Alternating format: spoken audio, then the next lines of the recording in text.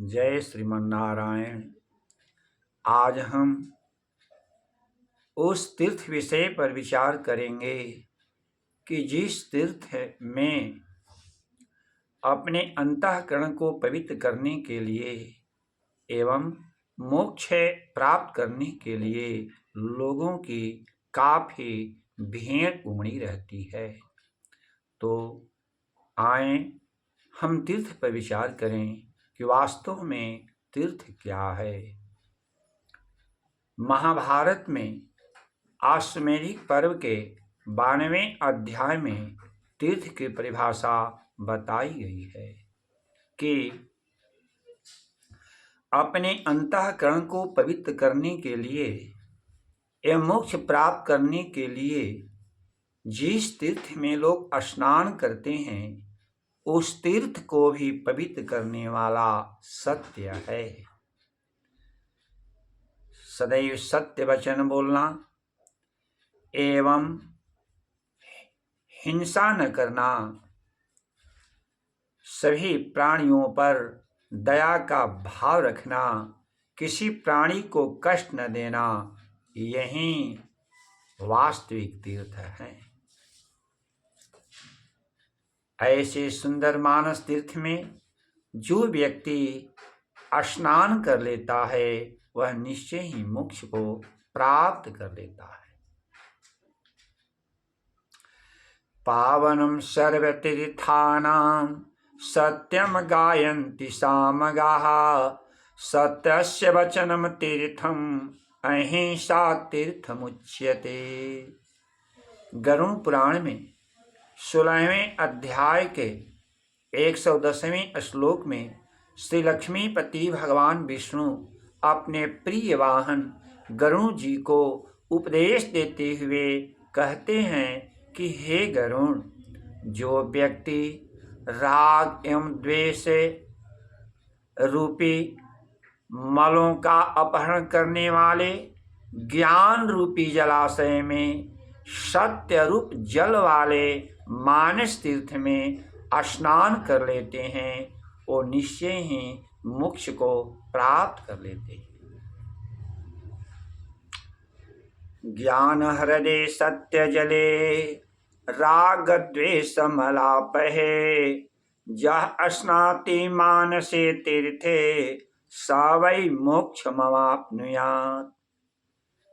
ठीक यही विषय की पुष्टि ठीक इसी विषय को महाभारत में श्री वेदव्यास भगवान ने भी दर्शाया है। जब महाभारत युद्ध समाप्त हो गया तब महाराज युधिष्ठिर अशांत हो गए। अशांत युधिष्ठिर अपने भाई बंधुओं को, अपने सगी संबंधियों को मृत देकर करके कांप जाते हैं और उसे पाप का भागी स्वयं को मानते हैं। युधिष्ठिर सोचते हैं जो जघन्य पाप हुआ है वह पाप कैसे मेरा मिट जाए। वे भीष्म पितामह के पास चले गए। भीष्म पितामह जी बांसज्या पर पड़े हुए थे। उनको प्रणाम करके युधिष्ठिर ने पूछा, हे पितामह जी, इस धरातल पृथ्वी पर कोई ऐसा सुंदर तीर्थ बताएं, सुंदर कोई सरोवर बताएं, सुंदर कोई नदी बताएं जिस नदी में तीर्थ में स्नान करने से मेरा समस्त पाप मिट जाए। भीष्म पितामह ने कहा, हे युधिष्ठिर, हे धर्मराज, संसार में ऐसा कोई तीर्थ नहीं, ऐसा कोई पवित्र जल नहीं जिस जल में, जिस तीर्थ में स्नान कर लेने से अंतःकरण शुद्ध हो जाए, पापों की निवृत्ति हो जाए।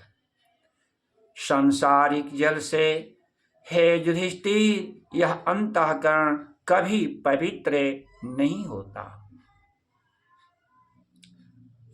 हे युधिष्ठिर, यदि तुम अपने अंतःकरण को पवित्र करना चाहते हो, पापों को धोना चाहते हो, तो वह अपने अंदर ही सुंदर मानस तीर्थ का निर्माण करो और उसी में स्नान कर लो, तुम शुद्ध बुद्ध एवं मुक्त हो जाओगे।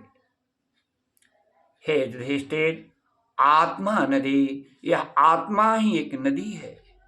आत्मा नदी संयम पुण्य तीर्था, इस आत्मा रूपी नदी में संयम ही पुण्य तीर्थ है। आत्मा नदी संयम पुण्य तीर्था सत्योदका, तो नदी में जल रहता है, तो इस आत्मा रूपी नदी का जल क्या है? तो सत्योदका, सत्य वचन ही इस आत्मा रूपी नदी का पवित्र स्वच्छ जल है।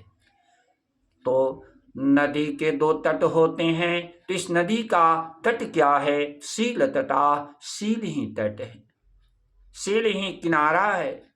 नदी में लहरें होती हैं, तो इस आत्मा रूपी नदी का लहर क्या है? दयोर में दया का भाव, दया का विचार, यही तो इस आत्मा रूपी नदी का लहर है। किसी दुखित व्यक्ति को देखकर द्रवित हो जाना, पिघल जाना, यही तो आत्मा रूपी नदी का लहर है।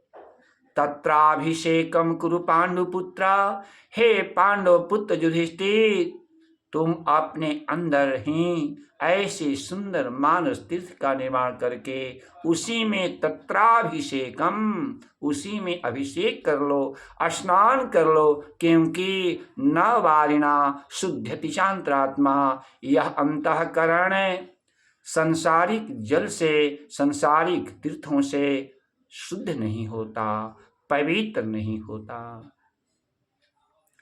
आत्मा नदी संयम पुण्य तीर्था सत्योदका शील तटा दयोर्मी, तत्राभिषेकम कुरु पांडुपुत्र न वारिणा शोध्यति शांतरात्मा। जो अभी तक इस चैनल को सब्सक्राइब न किए हों वे सब्सक्राइब कर लें तथा इस वीडियो को लाइक और शेयर करें। ओम स्वस्ति।